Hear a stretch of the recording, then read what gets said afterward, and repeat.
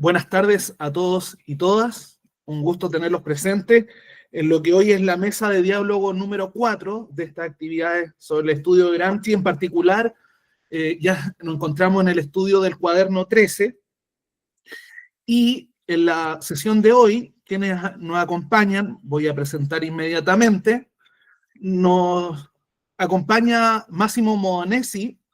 Máximo es profesor de la Facultad de Ciencias Políticas y Sociales de la UNAM desde hace 25 años.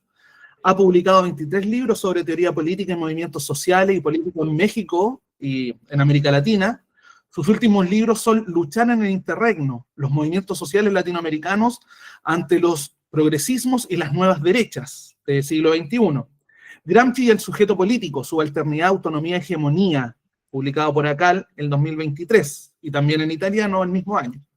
Actualmente coordina un proyecto de la UNAM sobre antagonismos y formas disruptivas de la protesta social en México y América Latina.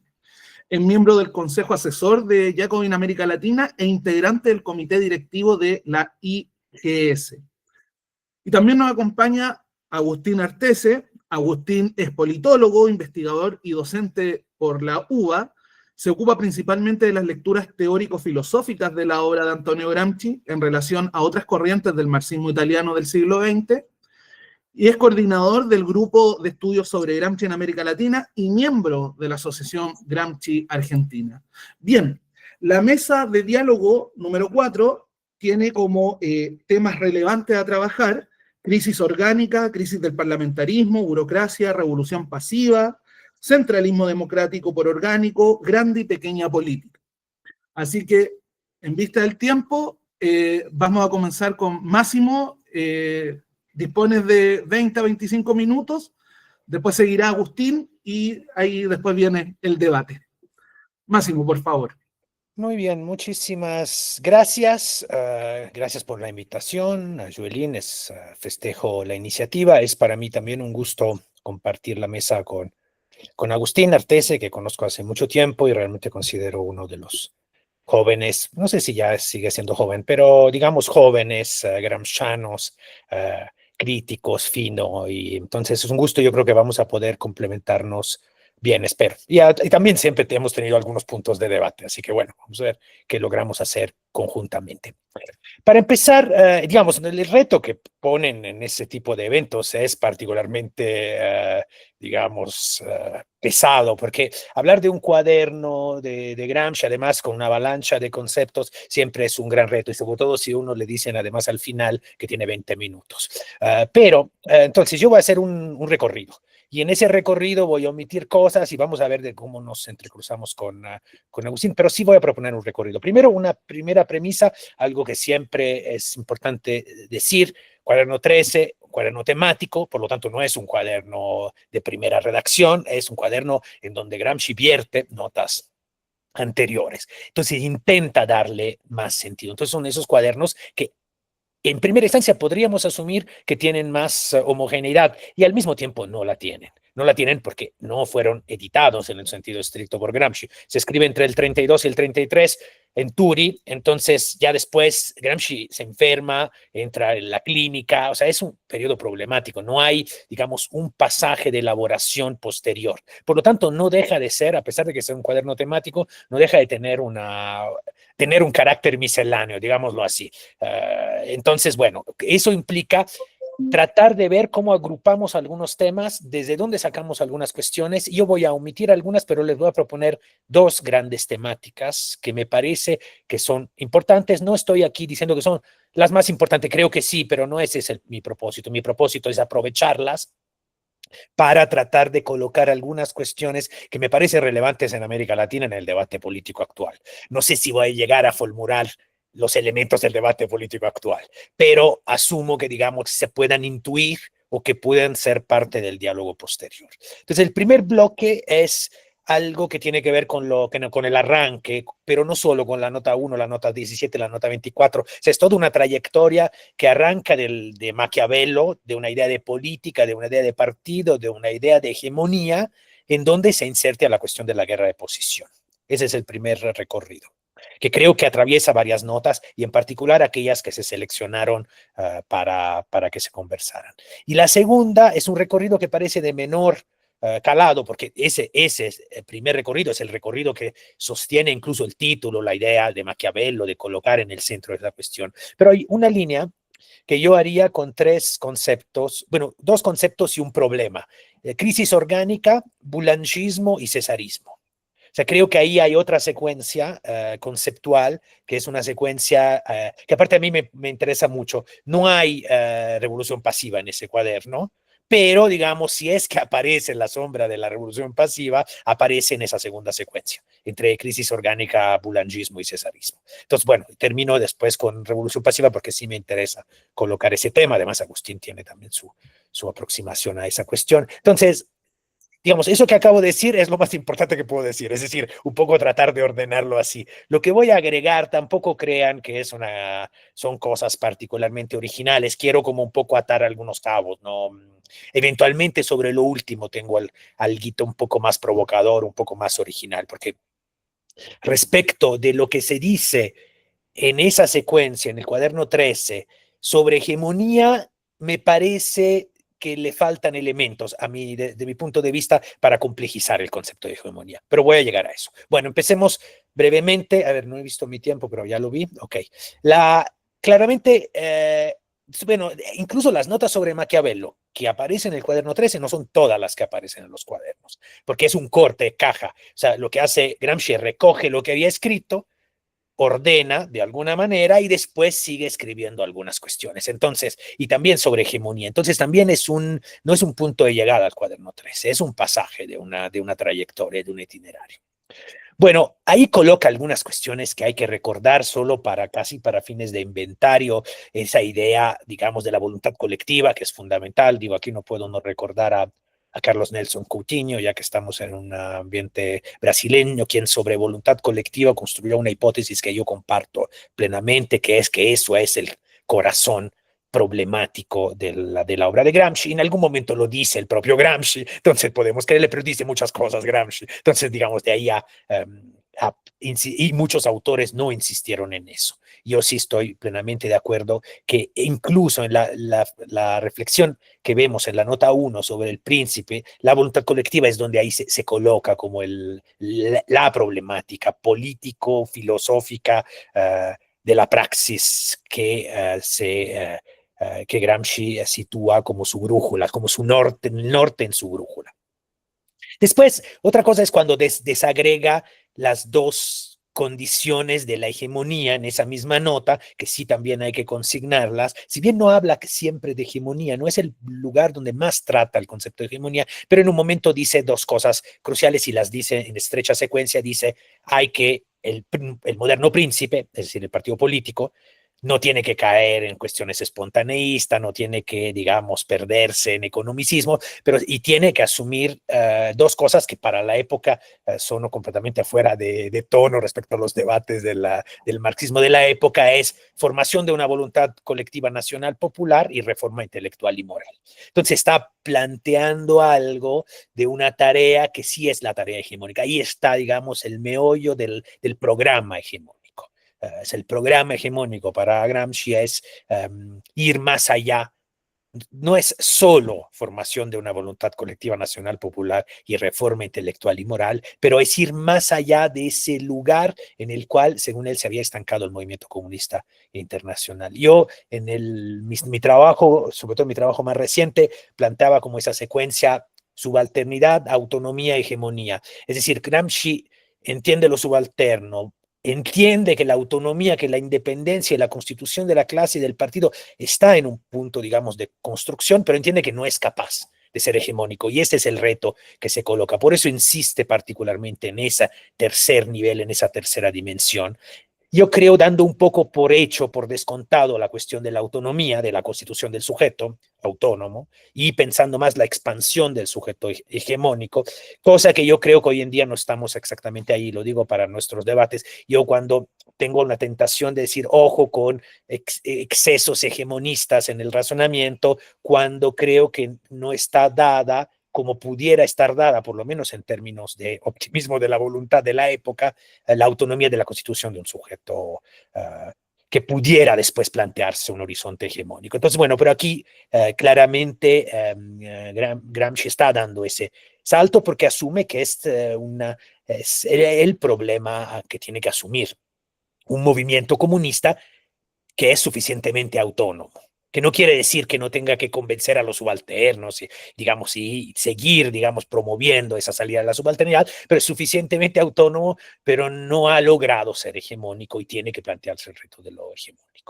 En eso también hay una idea de política, de centralidad de la política. Cuando habla de formación de voluntad colectiva nacional popular y de reforma intelectual y moral, eso se conecta a algo que dice en la nota 17, porque ahí hay una posición al interior del marxismo que es antieconomicista, pero no llega a ser politicista, porque hay muchos pasajes donde Gramsci es muy atento a no caer en el politicismo, pero sí insiste mucho en esa idea de una autonomía relativa de la política, o por lo menos que la política tiene su propio terreno, y lo dice en un momento en la nota 17 cuando recuerda a lo de Engels, dice, ¿se acuerdan la fórmula de Engels? Que la economía solo en última instancia es el resorte de la historia, y dice, hay que conectar lo de Engels al prólogo del 59 de Marx, es decir, cuando finalmente es todo un prólogo que es leído en clave muy mecanicista, muy economicista, pero hay un pasaje del prólogo sobre el cual Gramsci insiste, justo le da la vuelta cuando Marx dice, finalmente es en el terreno de la superestructura donde los hombres, los seres humanos, diríamos hoy, las personas, toman conciencia de su condición y luchan para transformar la realidad. Entonces, ese momento de la toma de conciencia y de la lucha que aparece justo al final del recorrido de Marx en el prólogo para Gramsci es el lugar por excelencia de la filosofía de la praxis y por lo tanto, y también es el lugar, por lo tanto, de la reflexión sobre Maquiavelo, sobre la política y sobre la construcción del partido. Ahí, digamos, en esa nota, en esas notas, ese grupo de notas, la 17, la 24, que también quiere ajustar cuentas con el espontaneísmo Gramsci. Entonces, hay, digamos, así como propone elementos, al mismo tiempo se va deslindando y va haciendo un ajuste de cuentas muy preciso con Sorel, por una parte, o sea, habla de mito, habla de utopía concreta, pero cada vez tiene que aclarar que no tiene que ser a la forma, al modo de Sorel, así como después en la nota 24, cuando habla de guerra de posiciones y de guerra de movimiento, tiene que aclarar que no es que hay que, digamos, que hay que hacer una crítica a las posturas de Rosa Luxemburgo, y asocia, y esa es una cosa que es muy presente no solo en esas notas, sino en otros cuadernos, economicismo y espontaneísmo. Entonces, asumiendo que el espontaneísmo no es solo un voluntarismo, sino también es un mecanicismo. O sea, es una forma de pensar que hay un elemento inmediato económico que produce, digamos, fenómenos sin las mediaciones que son las que le preocupan a Gramsci. O sea, finalmente la suya es una reflexión sobre las mediaciones, la mediación por excelencia es el partido, pero también podemos pensar los intelectuales, etc. Bueno, y ahí es donde la nota 17 hace esas distinciones. Fíjense cómo siempre está preocupado por esa cuestión. Habla de movimientos orgánicos y movimientos ocasionales o de coyuntura, pero los asocia a decir el economicismo tiende a ver causas mecánicas en los movimientos orgánicos y hay una otra lectura ideologista que en realidad es voluntarista, es espontaneista y muestra un poco cómo se van entrecruzando esos problemas. Y ese es como digamos, en ese cuaderno, como en todos los cuadernos, en realidad hay una atención de Gramsci a la cuestión del método, de cómo aproximarse al análisis de las situaciones y muchas veces va desdoblando el análisis, incluso haciéndolo siempre más fino. Se ve en el cesarismo, es muy claro la forma en cómo procede Gramsci. Coloca un problema general y después va diciendo, pero sí, ojo, si vamos digamos, a un nivel más profundo de análisis, tenemos que abrir la cuestión e irla problematizando. Entonces siempre hay como unas capas de profundidad que aparecen en su forma de razonar y de su escritura. Bueno, después la nota sobre relaciones de fuerza, esa obviamente entra en ese, y es notable, y eso creo que todo lo que han visto, leído los cuadernos, le ha llamado la atención, ¿no? Que Gramsci finalmente dice, hay 3 niveles de relaciones de fuerza, ¿no? Y al mismo tiempo a él le interesa solo el segundo. O sea, el primero es a nivel estructural. Y dice, bueno, eso está dado. O sea, cómo están las clases, cómo están las relaciones de producción, etcétera. El tercero es la relación militar, digamos, el momento de la confrontación de fuerza. Pero en realidad, su gran preocupación, su interés está en el punto político de las relaciones de fuerza política que desagrega en 3 niveles. Entonces, llamo la atención sobre eso porque ahí es donde aparece claramente la centralidad de la política. En esa secuencia en donde él habla de 3 niveles, como si los fuera a tratar de igual manera y el tratamiento es completamente desigual. O sea, asumiendo que su agenda o sea, solo consigna el primero y el tercer nivel. Digo, lo digo así como para que lo tomemos en cuenta. Después, nada, pues para terminar ese primer recorrido, lo de guerra de posición y de guerra de movimiento es un clásico, yo no tengo mucho que decir, salvo que ahí aparecen, es interesante porque eso suscita muchas polémica y asperidades en el mundo de las izquierdas, porque por un lado arregla cuenta con Rosa Luxemburgo, por el otro señala que Trotsky algo dijo en el 4º Congreso de la Internacional Comunista en relación con eso, pero al final dice, dijo y no dijo. Solo sugirió, pero fue una cosa muy literaria y como que finalmente Trotsky terminó siendo para Gramsci el teórico de la guerra de movimiento. O sea, finalmente Rosa Luxemburgo y Trotsky que aparecen en esa nota 14 son colocados, o sea, digamos, son 2, digamos, gigantes de la política revolucionaria y en esa nota aparecen, digamos, cuestionados por Gramsci con cierta elegancia. Con Rosa hay una confrontación más frontal, con Trotsky hay una alusión aquí y después va a haber una confrontación un poco más directa. Entonces, bueno, lo señalo porque aquí, digamos, sobre esas temáticas habría también algo que decir ahí, no me voy a meter ahí, sí que tanto entendió Trotsky. Ustedes saben que pidió libros de Trotsky en la cárcel Gramsci, nunca le llegaron. Entonces, de Rosa Luxemburgo leyó más, pero ustedes saben también que Rosa Luxemburgo escribió menos, digamos, en términos de propiamente de teoría política entonces, bueno, ahí hay cuestiones que ver. Las dejo ahí para que eventualmente las recuperemos.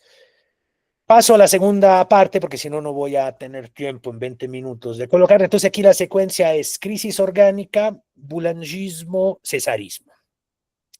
A ver, es muy interesante eso, porque yo creo que sí nos tiene que ver con la política latinoamericana de hoy. O sea, el punto es, ¿estamos en crisis orgánica? ¿No estamos en crisis orgánica? ¿Cómo caracteriza la crisis orgánica Gramsci? Y aquí anoto algunas cuestiones. No voy a hacer toda la descripción de cómo Gramsci caracteriza la crisis orgánica, pero anoto algunas cuestiones importantes. O sea, el punto, un criterio de la crisis orgánica es que los grupos sociales se desprenden de los partidos tradicionales.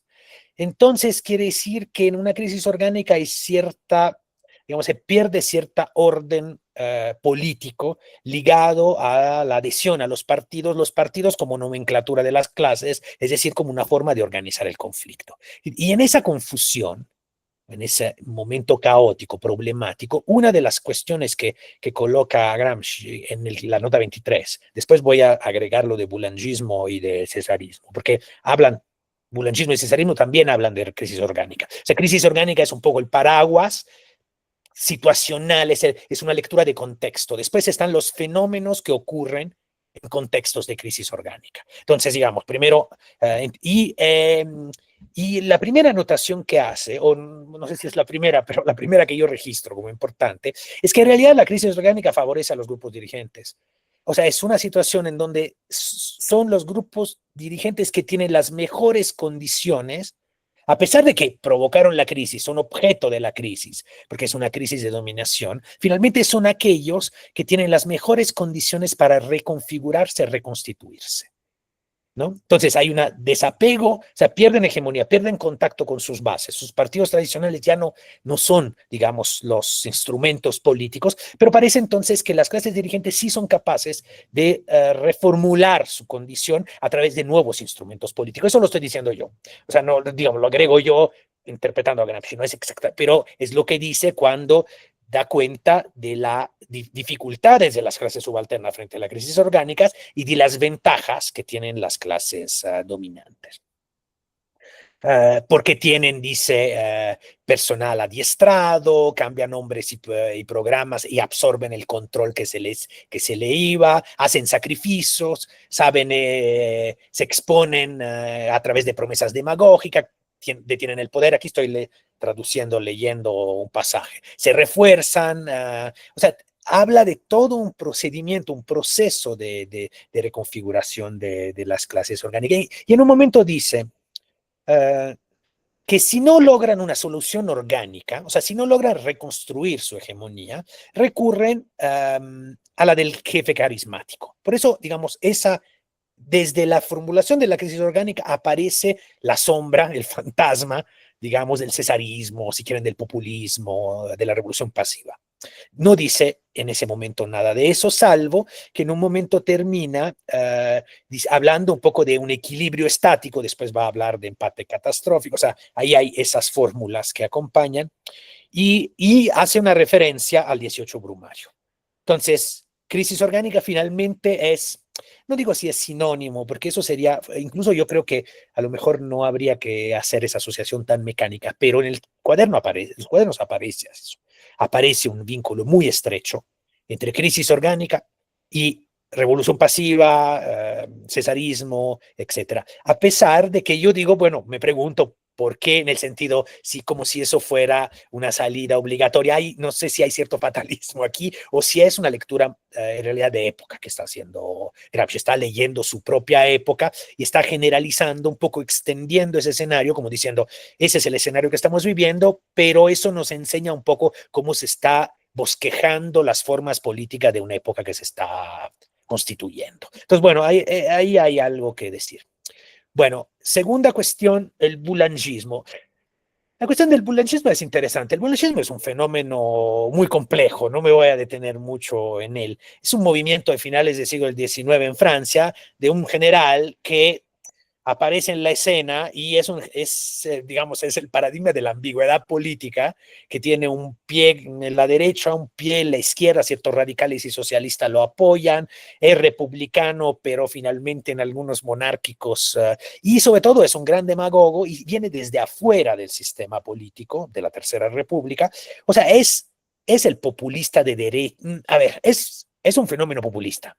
Es, digamos, algo que antecede el populismo o de esos populismos que podemos encontrar, no sé, después en Estados Unidos, en Rusia, pero de distinto tipo, porque es muy urbano, no es agrario, de hecho no es estudiado como un paradigma de populismo porque es un fenómeno muy francés. Pero lo que es interesante es que lo que Gramsci plantea como secuencia de cómo habría que estudiar el boulangismo, en el fondo no dejan de ser indicaciones de cómo estudiar los fenómenos populistas, porque además ahí Gramsci hace una abstracción y dice y coloca 5 puntos que hay que, antes de dar, digamos, como decir, antes de emitir un juicio, dice Gramsci, hay que ver cuál es el contenido social de la masa que adhiere al movimiento. Aquí cito, qué masa esa masa, qué función tenía en el equilibrio de fuerzas, qué reivindicaciones tienen los dirigentes y si encuentran consenso, a qué exigencias efectivas corresponden, y solo al final se plantea, dice, en forma política y no moralista, la hipótesis de que ese movimiento será pervertido y servirá a otros fines de aquellos que las multitudes están esperando. O sea, que es finalmente es como una advertencia respecto que frente a los fenómenos populistas, si bien no hay que caer en una simplificación que da por hecho que se van a pervertir, hay que estudiarlos y hay que analizarlos y hay que entender su contenido de clase fundamentalmente y la relación entre clase, programa y organización política. Pero lo que sí dice es que sí se van a pervertir. Digamos, no hay ninguna simpatía de Gramsci frente a ese tipo de fenómeno.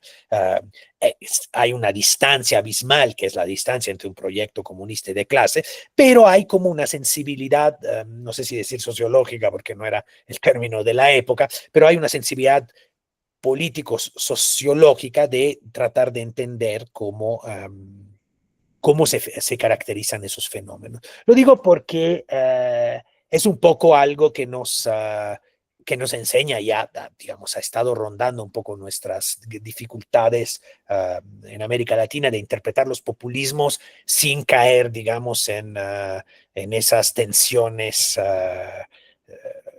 más de orden, digamos, afirmativa de posicionamientos políticos, tratar de cuál sería, por lo tanto, el método, cuál sería la secuencia investigativa de indagación respecto para entender en clave clasista la configuración de los populismos. Bueno, el pensamiento social latinoamericano ha ofrecido salidas marxistas de esa naturaleza, en particular en Argentina, Brasil, en México ha habido contribuciones importantes, pero ahí Gramsci algo dice.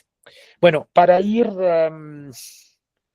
al último punto, que en realidad es un punto que me interesa bastante, sobre el cual probablemente es el único punto sobre el cual yo creo haber dicho algo.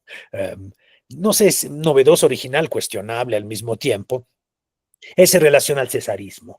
¿Por qué? Porque aquí se plantea, entonces, crisis orgánica, boulangismo como transición, lo puse como apunte. Y cuando Gramsci plantea el cesarismo, hace habla de equilibrio catastrófico, habla por lo tanto de crisis orgánica, habla de bonapartismo, sí, pero se está perfila aquí todo el arsenal que acompaña el análisis sobre revoluciones pasivas.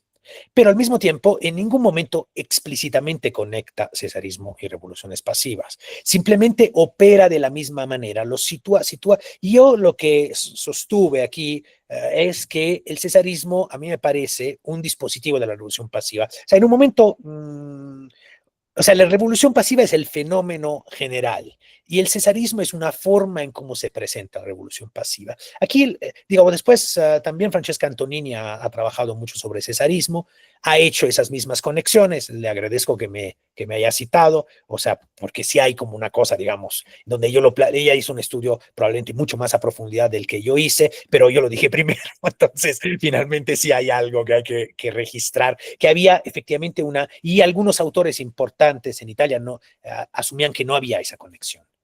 O sea, que eran dos fenómenos separados, porque en un momento Gramsci dice que digamos que el cesarismo es una forma polémica, ideológica y no un canon de interpretación histórica, mientras que revolución pasiva sí es un canon de interpretación histórica. Entonces, parecen, digamos, tener un momento de bifurcación, los conceptos ser de dos órdenes distintos. Yo estoy de acuerdo que son de dos órdenes distintos, pero son dos órdenes complementarios. Eso es lo que yo sostendría. O sea, uno, digamos, es interno al otro. Ahora, la pregunta es, ¿siempre que hay revolución pasiva hay cesarismo?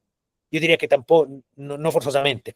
Y si conectamos cesarismo y revolución pasiva, podemos extender lo que dice Gramsci de cesarismo, que es o progresivo, regresivo a revolución pasiva. Bueno, y eso sostengo que sí, que si hacemos esa asociación, podemos también hablar de revoluciones pasivas, regresivas y progresivas. O sea, en un momento Gramsci dice, hay cesarismos progresivos y hay cesarismo regresivo.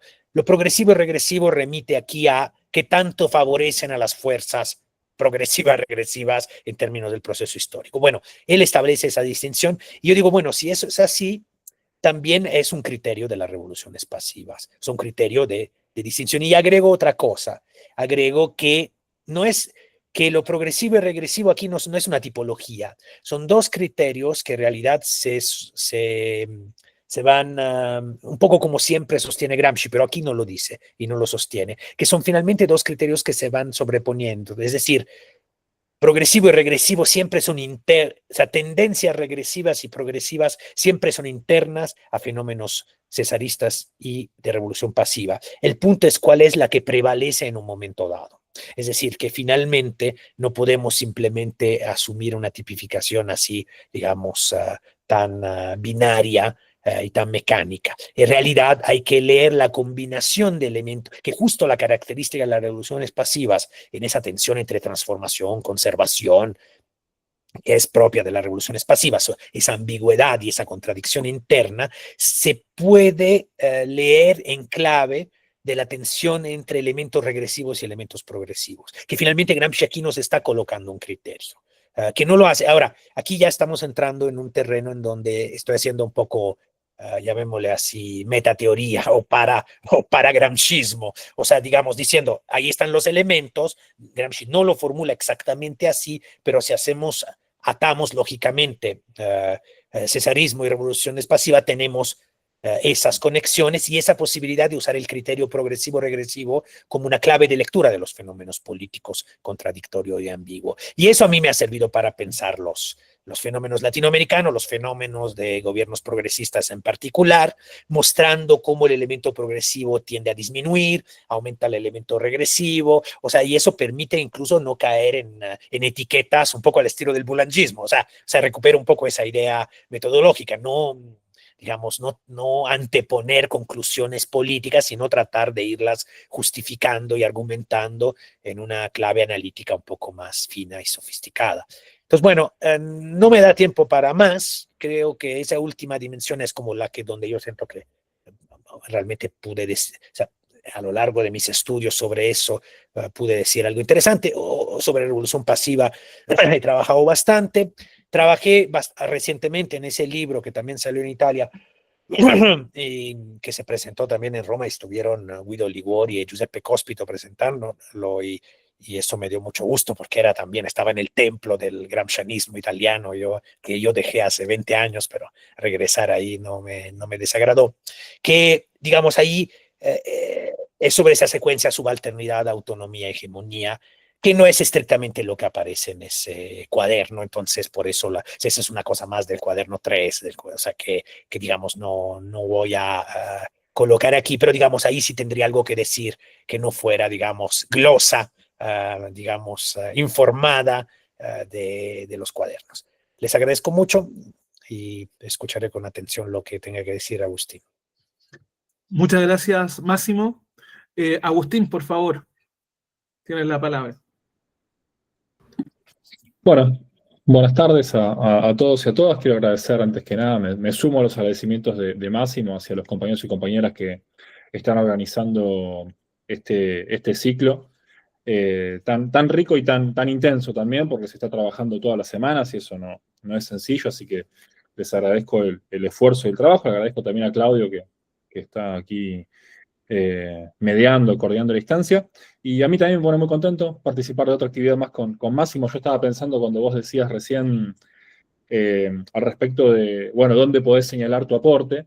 Yo efectivamente en mis etapas, iba a decir formativas, pero uno se forma todo el tiempo, ¿no? Pero sí, mis primeras lecturas al respecto de la discusión sobre el concepto de revolución pasiva, que es hoy del que más me ocupo, vinieron de la mano de tus análisis sobre los gobiernos progresistas. Entonces, si bien con el tiempo hemos tenido diálogos y discusiones, la verdad que lo señalo como un aporte importante que hace unos 10, 15 años abrió una discusión muy importante, no solo a nivel de los círculos intelectuales de los cuales podíamos participar o académicos, sino también más allá. Entonces, siempre me parece muy sugestivo el texto, y eso es un texto que nos ha acompañado en esas discusiones estos últimos años, así que me pone muy contento poder participar en este encuentro con vos después del diálogo de otras veces que hemos tenido.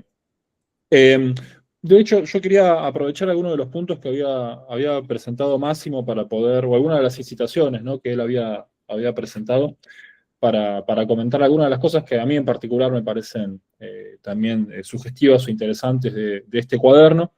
Yo había pensado un comentario del cuaderno en dos sentidos.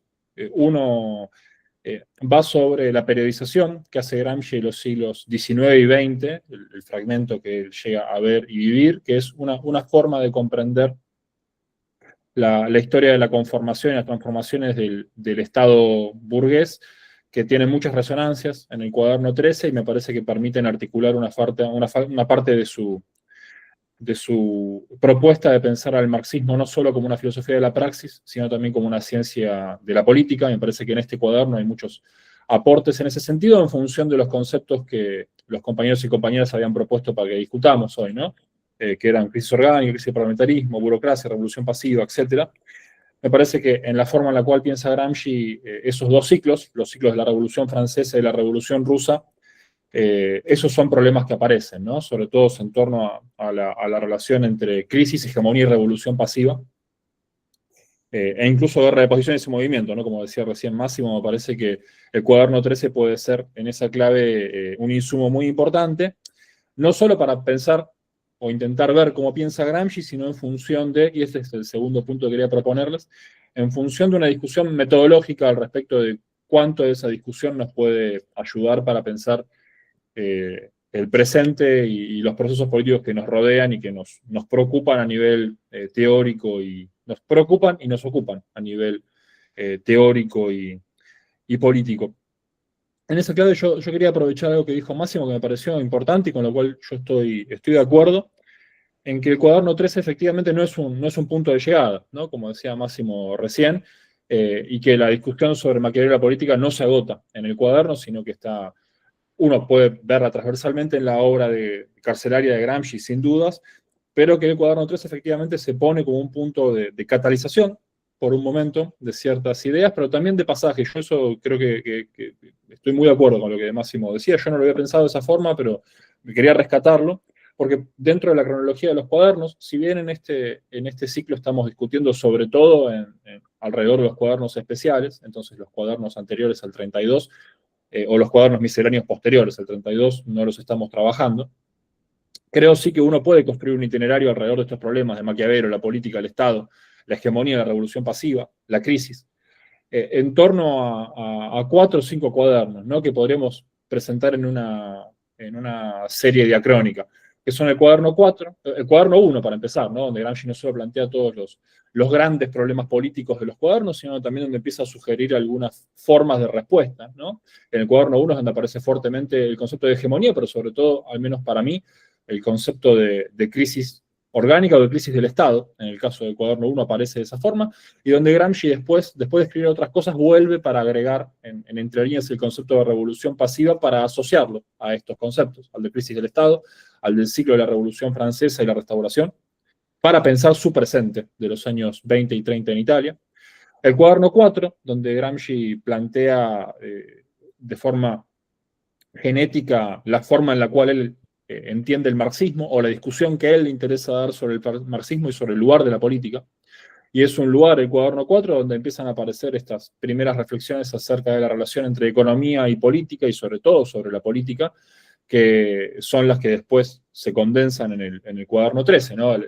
La nota 17 sobre el análisis de situaciones tiene su forma primera, digamos, en el cuaderno 4, y es un cuaderno donde también Gramsci presenta el concepto de revolución pasiva, al menos donde primero lo nombra, ¿no? En la nota 57 del cuaderno 4, que él dice recuperar la de Vincenzo Cuoco, y después vemos que opera toda una serie de transformaciones que hacen que los dos conceptos, aún más allá de esa homonimia, no puedan, digamos, pensarse como el mismo, seguro que no, y como análogos quizás tampoco. Después yo estaba pensando en el cuaderno 8, en sus dos partes, ¿no? Gramsci en la segunda parte del cuaderno 8 es donde empieza a pensar estas primeras cuestiones acerca de esta reformulación de la figura de Maquiavelo, que pasa de ser una referencia para pensar los intelectuales de la Italia moderna, de la constitución de la Italia moderna, y Maquiavelo en el cuaderno 8 empieza a ser sinónimo de política, lo cual no es menor, y yo creo que Máximo tenía otro punto importante cuando él decía que para él, recuperando Coutinho, el problema de Maquiavelo es el problema de la voluntad colectiva, y eso puede ser pensado a nivel general del proyecto carcelario. Yo también estoy de acuerdo con eso, y con un concepto amplio de organización, ¿no? No con el concepto de organización en términos de organización política, sino con un concepto filosófico de organización. Me animo a decir que es el que empalma con el concepto de praxis, y es el que justamente le da contenido a esa forma en la cual Gramsci entiende el concepto de voluntad colectiva, que como señalaba Máximo, es central en ese cuaderno, y también es central en toda esta fase de la producción de Gramsci, incluso antes, ¿no? Es central siempre, me animo a decir, eso es el problema que él busca desarrollar. El cuaderno 13 es un momento de pasaje donde estas hipótesis empiezan a catalizar, como decíamos, ¿no? Alrededor de estos problemas, y esta serie de parágrafos que sugerimos para poder trabajar me parece que señalan esos problemas con bastante claridad. El primero sobre Maquiavelo, el 17 sobre las relaciones de fuerza, pero también los que van sobre el problema de la crisis, ¿no? El 23, el 36 al 37, ¿no? El 37 que es el último, la gran nota sobre la vida nacional francesa. Es una nota que se suele en general leer un poco menos, pero que en su primera parte sobre todo es es muy importante para pensar la crisis de hegemonía y empalma con las discusiones del cuaderno 1. De hecho, Gramsci retoma el texto del cuaderno 1 para escribir esa nota 37 del cuaderno 13. Y después, como decíamos recién, ese pasaje para mí continúa en al menos 2 cuadernos, podemos decir 3. El cuaderno 15, que para mí es fundamental para poder pensar la relación entre crisis de hegemonía y revolución pasiva, mediada por el concepto de guerra de posiciones. Es un cuaderno que también, al no ser un cuaderno especial en el sentido estricto, es un cuaderno misceláneo, es un cuaderno poco leído en forma sistemática, pero creo que en esa relación con el cuaderno 13 hay una relación interna fuerte entre esos cuadernos, para mí en torno a esa relación, ¿no? Crisis del Estado, guerra de posiciones, revolución pasiva, ¿no? Es el cuaderno donde Gramsci plantea, de hecho, estas posibles identidades, ¿no? Sobre todo la identidad entre guerra de posiciones y revolución pasiva. Y después el cuaderno 22, ¿no? Que es donde Gramsci propone una lectura del americanismo como solución a la crisis de la primera posguerra, articulando crisis de la primera posguerra, gran crisis del 29 y transformación de la economía, de la política y de la relación entre la economía y la política.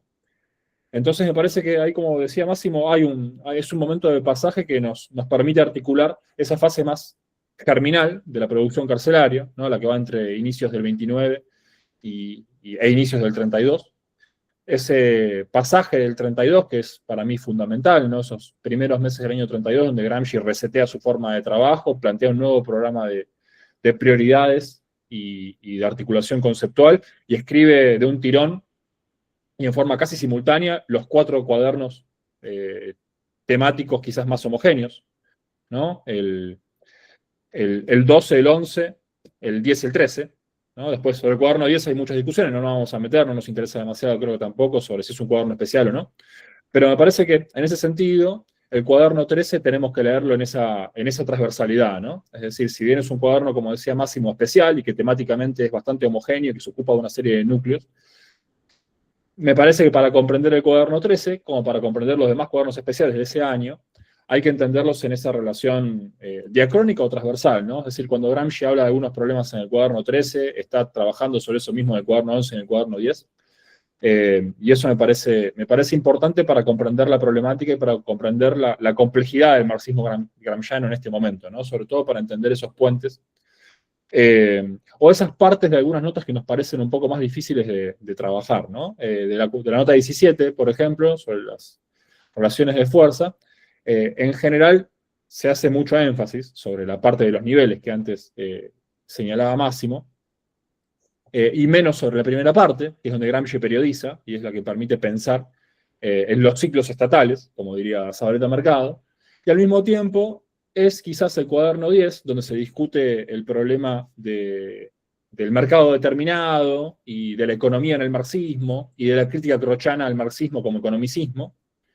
Esa transversalidad que permite comprender por qué Gramsci quizás se ocupa menos del primer momento del esquema de las relaciones de fuerza, ¿no? Quizás es una discusión que está dando en otro lado, ¿no? Está dando en el cuaderno 10, está discutiendo con el problema de la objetividad en el cuaderno 11, ¿no?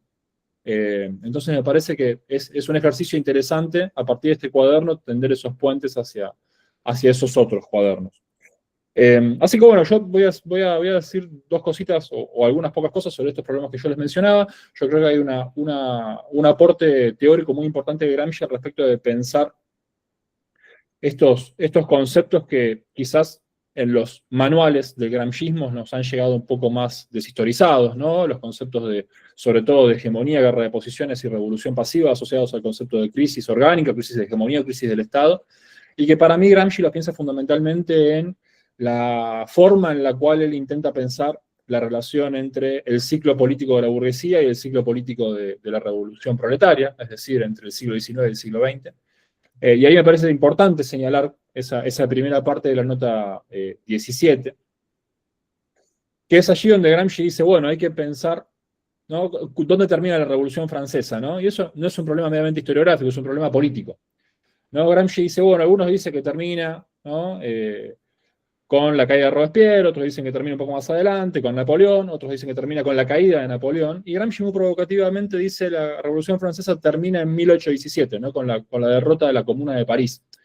Y Gramsci justamente propone una periodización que es la periodización 1789, 1815, 1848, 1871.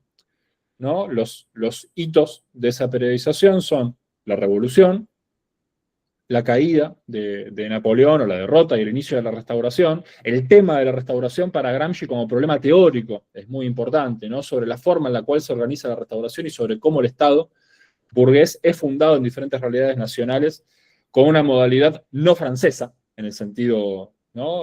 Jacobino de forma, porque va a decir Gramsci que lo que se desarrolla es el jacobinismo del contenido, ¿no? Eso lo dice en el cuaderno 1 ya. 1848, donde se produce la aparición dentro de la vida estatal de la clase obrera, ¿no? Para Gramsci el 48 y el 71 son dos elementos de una periodización que para él son fundamentales, ¿no? Pienso también con esto en cómo arranca Tony Negri su artículo sobre la crisis del 29 y Keynes, ¿no? Que Negri recupera esta periodización, no lo nombra Gramsci, no hace falta nombrarlo tampoco, pero donde Negri dice, yo no sé si lo había leído y lo estaba recuperando, a mí a veces me parece que sí, pero no estoy seguro. Máximo dice que no, así que después quiero escucharlo. No, yo digo que Negri no quiere citar a Gramsci, aunque lo haya leído, lo esconde. Completamente de acuerdo. Por el odio contra el Partido Comunista, claro. Entonces, completamente de acuerdo, porque esta periodización se parecen mucho esas dos periodizaciones, ¿no? Sobre todo en dos elementos, ¿no? Que es Gramsci leyendo el 48 como la entrada de la clase obrera como sujeto político, ¿no? Dentro de la vida política de la burguesía, y aquella que le muestra los límites del orden que estaba construyendo, ¿no? Y el 71, que Negri también lo recupera, que es, Gramsci lo nombra como la burguesía que cierra la Revolución Francesa porque puede vencer a la clase a la cual venía a derrotar originalmente, las clases dominantes del antiguo régimen, pero también frente a lo nuevísimo, ¿no? Es decir, la clase obrera que buscaba mostrarle los límites políticos del proyecto burgués, ¿no?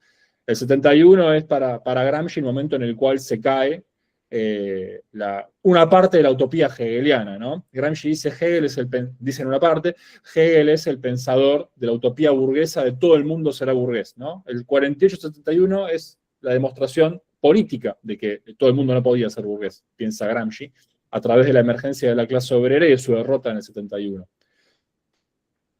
Ese ciclo, Gramsci lo recupera de forma muy rica, en esa primera parte de la nota 17, Gramsci dice justamente con la derrota de la Comuna de París se abren 60 años de estabilidad política en Francia, ¿no?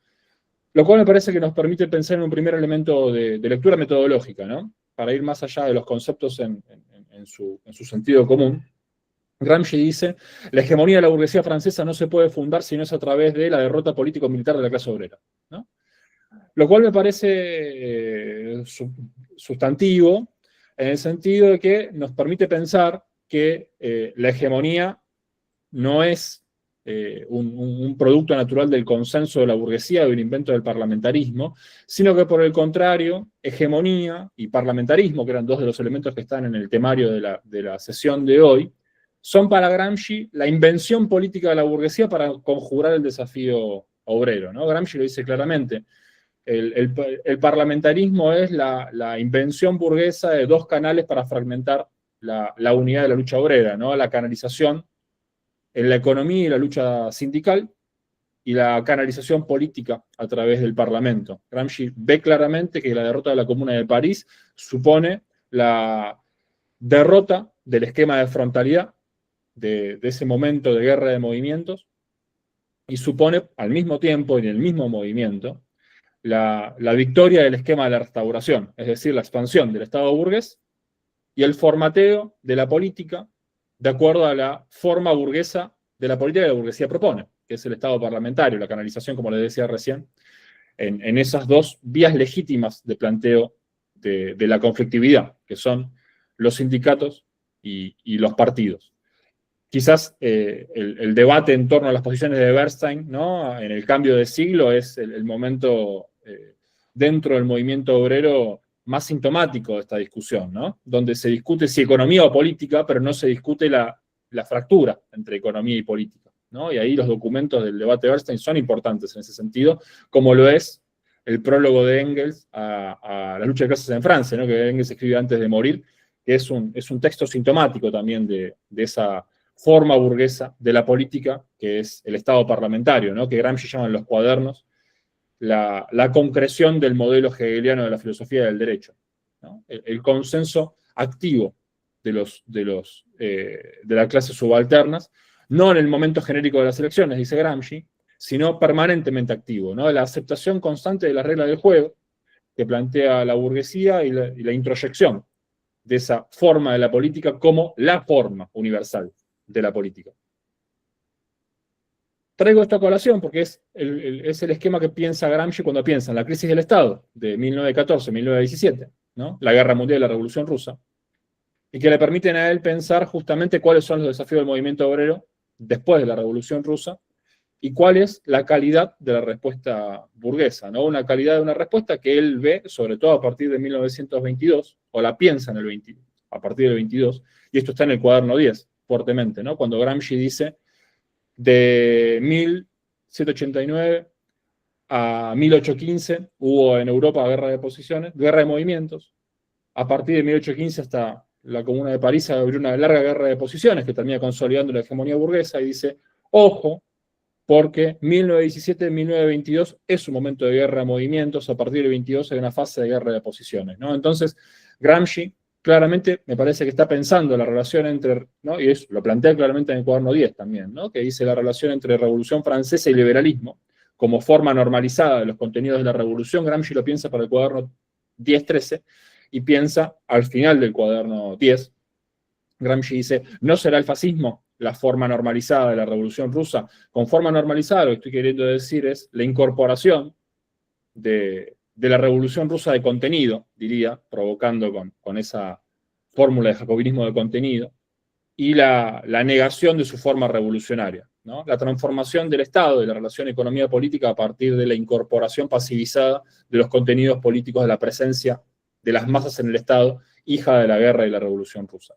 Entonces, a mí me parece que esos elementos de periodización son fundamentales en el cuaderno 13 y sobre todo la crisis del ciclo de la revolución burguesa, que es el que Gramsci intenta pensar en la nota 17, en la nota 23, en la nota 37, como les decía, ¿no? Donde son notas en las cuales Gramsci intenta pensar la relación entre lo permanente y lo ocasional, en relación a el planteo de los problemas, ¿no? Y esta es la forma en la cual Gramsci recupera el prólogo de 1859, una de las formas en las cuales lo recupera, ¿no? Gramsci ahí hace una interpretación del prólogo del 59 en la nota 17, que es la misma recuperación que hace en el cuaderno 4, donde lo que él intenta hacer justamente es invertir la polaridad de la interpretación ortodoxa, ¿no? Lo que busca hacer Gramsci es, lo que abre la posibilidad de pensar los problemas es esta voluntad colectiva, es la presencia de la clase obrera que se hizo Estado en Rusia y de repente vuelve, primero resquebraja el orden burgués, ¿no? Porque esa interpretación empieza con registrar la crisis en el inicio de la nota 17. Y Gramsci dice claramente la presencia amenazadora de la clase obrera es la que permite pensar que hay soluciones, por un lado, y es aquella que explica que nos planteemos los problemas, ¿no? Me parece que es muy sugestiva la forma en la cual Gramsci invierte la polaridad de la interpretación del prólogo marxiano del 59. Y Gramsci vuelve a plantear estos problemas en otra forma, en las notas 23 y 37. 23 es la de algunas notas sobre los partidos políticos en fase de crisis orgánica. Yo creo que ahí, voy a hacer un contrapunto breve con Máximo, yo creo que ahí lo que Gramsci está pensando es menos los partidos como partidos, sino el completo sistema de mediaciones construido dentro del Estado burgués para poder procesar el conflicto, ¿no? Es la relación entre revolución permanente y canalización de la revolución en el sentido gramsciano, ¿no? Como él la piensa en Marx, y la canalización institucional, ¿no? Para mí, ahí cuando Gramsci piensa la crisis de los partidos, está pensando en la crisis del entero esquema del Estado liberal, ¿no? Gramsci para mí está diciendo la forma en la cual la burguesía pudo darse una estrategia para integrar a la clase obrera como motor conflictivo de la política, con la guerra y con la revolución rusa cae destruida, y es lo que habla en la época de masas, y es lo que abre, ¿no? el problema de la política totalitaria, ¿no? Como decía Gramsci en los cuadernos, de los cuales el fascismo, pero también el New Deal, son dos capítulos de esa recomposición, ¿no? Ahí me parece, voy a traer a un argentino, ya que estoy, que es a Juan Carlos Portantiero, que me parece que trabaja muy bien esa tensión entre crisis y recomposición en Gramsci en el primero de los capítulos de Los usos de Gramsci, ¿no? Estado de crisis en el debate de entreguerras, donde él recupera la noción de revolución pasiva leyendo a los italianos del 77, ¿no? Leyendo el debate florentino del 77. Y me parece que estos son los elementos que nos permiten pensar también el presente, ¿no? Lo pienso ahora así de nuevo, disculpen la autorreferencialidad, pero aquí en Argentina se discute mucho sobre la periodización, sobre todo porque se discute mucho sobre el peronismo, ¿no?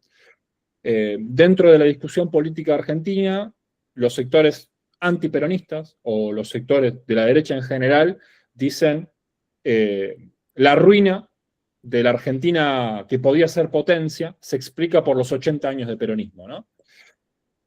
¿Qué son los 80 años de la presencia de las masas adentro del Estado? ¿No? De la forma específicamente argentina de la construcción del Estado de masas y de la politización específica de la clase obrera argentina.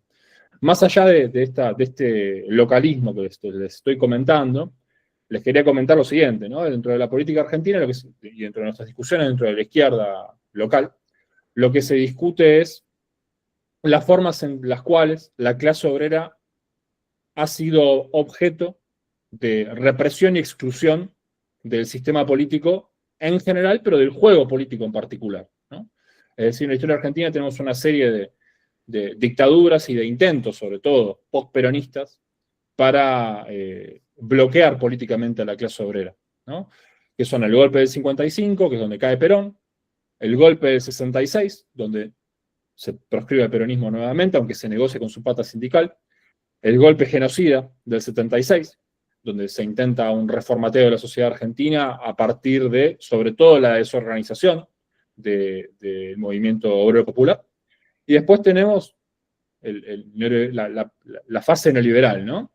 Que nosotros discutimos alrededor de la emergencia del peronismo neoliberal en los años 90, y sobre todo a partir de cómo pensar el ciclo progresista, ¿no? Y ahí de nuevo lo traigo a Máximo la discusión, que me parece que él dijo mucho en ese contexto, y tiene mucho para decir seguramente todavía, porque una forma de entender la revolución pasiva es, como él proponía en esos textos que hoy son bastante clásicos, que es pensar, ¿no?, la resolución de la crisis como integración normalizada de demandas.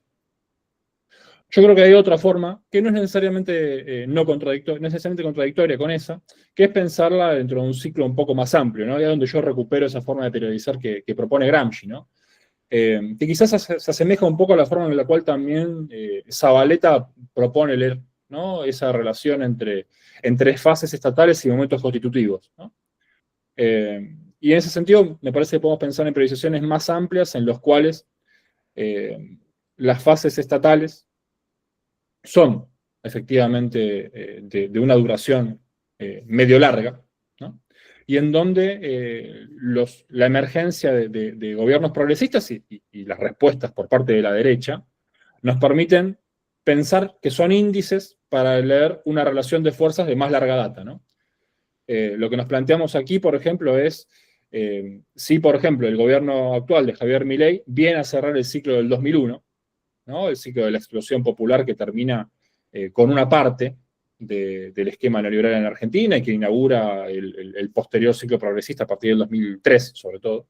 Pero la discusión paralela es si el intento por desarticular políticamente las representaciones políticas de la clase obrera, no solo el peronismo, sino en general, tienen que ver con cerrar un ciclo mucho más largo, ¿no? Sino tienen que ver con cerrar un ciclo no cerrado en el 76, con esa brutal represión asesina contra la clase obrera y el movimiento popular, lo cual nos lleva al ciclo 45-55, ¿no? Es decir, a la presencia de la clase obrera en el Estado. Entonces, me parece que Gramsci nos da en este cuaderno esas herramientas, ¿no? Para pensar la periodización, que no es meramente un problema historiográfico, es un problema político, ¿no? Es decir, la forma en la cual caracterizamos los gobiernos de la derecha, para algunos de nosotros tiene que ver con, bueno, cuál es el papel estratégico que buscan desarrollar, o que logran desarrollar, o que por accidente terminan desarrollando, dentro de una relación de fuerzas entre clases dominantes y clases subalternas que tienen un anclaje histórico más largo que los últimos 10, 15, 20, 30 años incluso, ¿no? Entonces me parece que Gramsci aporta claves muy interesantes en este cuaderno, sobre todo para poder pensar esas relaciones. Bueno, no me quiero extender mucho más porque ya hablé mucho. Calculo que tenemos mucho para charlar y discutir al respecto. Así que bueno, nuevamente les agradezco la posibilidad. No estoy seguro de cuán claro fui en la intervención. Les pido disculpas si fui poco claro, pero tenemos un rato para seguir discutiendo. Y bueno, nuevamente les agradezco la organización de la instancia y la interlocución con los compañeros y las compañeras que están aquí. Muchas gracias, Agustín. Extremadamente claro en muchas cosas. Bueno, Joelín me invitó a moderar el día de hoy y quizás abrir algunos puntos y poder profundizar, ya que fueron 20, 25 minutos, quizás adentrarnos en algunos temas que faltaron o que faltó tiempo para trabajar, pero quisiera partir con algunas apreciaciones de esta conversación. Máximo señalaba que el cuaderno 13 no tiene como eje central la revolución pasiva, pero parece que en estas discusiones se centró la revolución pasiva y creo que ahí hay un punto interesante para discutir, sobre todo lo que trajo Agustín sobre esta idea de la misma propuesta de Máximo que hizo hace algunos años, más la que Agustín señala en relación a las fases estatales, fases constitutivas. Me parece interesante y ponerlo en discusión con algo que acá se me remarcó mucho, que es el prólogo a la Constitución del 59. Creo que ahí hay un punto importante, aparte de lo que acá se señaló, que tiene que ver con esta visión en cuanto a revolución pasiva en el contexto de crisis. Esto es una apreciación muy personal, pero creo que lo que hace Gramsci en esta idea de invertir, mientras que Marx nos da unas ciertas claves para entender los procesos revolucionarios posteriores a la crisis, pareciera ser que esto le posibilita a Gramsci la opción de leer la contracara. ¿Qué pasa cuando la crisis no deviene en revolución, sino que deviene en otra cosa? Que pareciera ser esto revolución pasiva, ¿ya? Y creo que ahí es un factor importante para analizar esa problemática. Y en cuanto también a algunos temas como cesarismo, y Máximo señalaba algunas cosas como que no era el canon, pero es un dispositivo de la revolución pasiva. Pienso actualmente en gran parte de América Latina en el contexto de la crisis de los partidos, si es que podemos hablar así, que me llamó mucho la atención lo que Agustín señalaba, no una crisis propiamente tal de los partidos como institución, sino más bien como el sistema liberal en el cual se estaba dando el sistema partido. Porque en América Latina, quizás estoy equivocado, pero lo veo desde el caso de Chile, no hay propiamente un bipartidismo, pero sí se establecen ciertas alianzas en las cuales se proyecta en el tiempo una crisis constante de los partidos políticos. Estoy pensando en cómo se estructuró Chile posterior a la dictadura, ¿ya? Ahí es bastante interesante lo que dice el creador de la Constitución del 80 acá en Chile, Jaime Guzmán, que señalaba la Constitución dio la posibilidad de crear una cancha a la medida de dos fuerzas políticas que no pueden salir de ese juego. Entonces, bastante interesante pensar en esa lógica de una crisis constante, manteniendo esta especie de bipartidismo. Pero bueno, quería señalar esas cosas y quizás profundizar aún más en algunos puntos que ustedes trataron. Entonces, aprovechando el tiempo, quiero dar la posibilidad tanto quizás hablar de revolución pasiva o otros puntos que quedaron ahí en el tintero a partir de estos elementos que se estuvieron señalando. No sé si, Máximo, podrás partir. Sí, pero levantó la mano Joelín. Sí, Joelín. Não, vou falar em português porque eu acho que está todo mundo cansado com vocês três no espanhol de temas tão profundos e tão densos. Mas aproveitando que o Cláudio está dando oportunidade para vocês falarem mais sobre esse tema também, né? problematizar, pedir para problematizar também, fazendo esse... Já que o nosso propósito aqui não é a gente fazer só análise filológica, né, dos conceitos gramscianos, mas a gente também trazer para a nossa realidade latino-americana. Então, também pedir, aproveitar que já vai, o Cláudio já pediu isso, para problematizar a relação entre populismo e vontade coletiva e a formação da vontade coletiva nacional popular no nosso território, né, na nossa realidade. Como é que vocês veem isso dentro desse movimento que para muitos, em alguns textos de alguns autores gramscianos que eu não vou citar aqui, parece até que é uma lógica linear, né, de constantes revoluções passivas, e parece que a gente está nesse ciclo interminável, infinito, e a gente não chega no momento de romper com isso, né? Que momento, como vocês veem essa relação, né, desses ciclos de revolução passiva que a gente vem sofrendo? Lógico que a nossa história é totalmente diferente do contexto italiano que o Gramsci estava problematizando, né? Em muitos aspectos, a nossa formação socio-histórica é diferente. Então, como é que vocês veem isso para a nossa realidade, nessa relação aí entre autonomia e, ao mesmo tempo, formação de hegemonia dentro dessa lógica, né? Porque tem uma passagem que o Gramsci vai falar diretamente sobre, na nota 5, né? Ele define o que é grande política e o que é pequena política. E ele coloca a pequena política, dentro do escopo da pequena política, ele coloca a política parlamentar, né?